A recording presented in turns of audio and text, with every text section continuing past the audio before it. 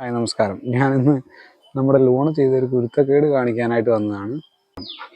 നമ്മുടെ ലോണയുടെ പരിപാടിയാണ്. ഞാൻ അപ്പോൾ വരുമ്പോൾ ഒരു ചിരട്ട ഫുള്ളായിട്ട് കൊണ്ടുവന്നിട്ടാണ്, ഒരു തേങ്ങയുള്ള ചിരട്ട ഫുള്ളായിട്ട് കൊണ്ടുവന്നിട്ടാണ്.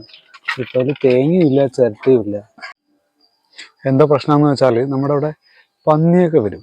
പന്നി വന്ന് ഈ തേങ്ങ പൊതിക്കുന്ന ഒരു പരിപാടിയുണ്ട്. തേങ്ങ പൊതിച്ചിടാറുണ്ട്.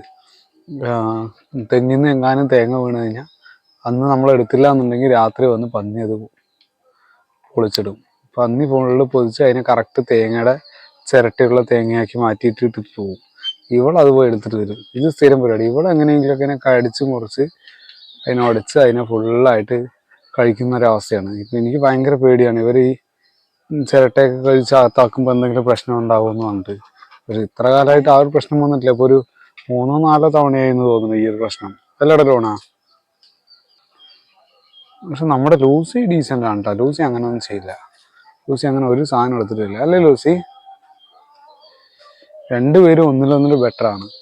ഇവള് ചില കുരുത്തക്കേടുണ്ട്, അവള് ചില കുരുത്തക്കേടുണ്ട്. എന്നാൽ രണ്ടുപേർക്കും നല്ല സ്വഭാവങ്ങളുണ്ട്. അല്ലേ?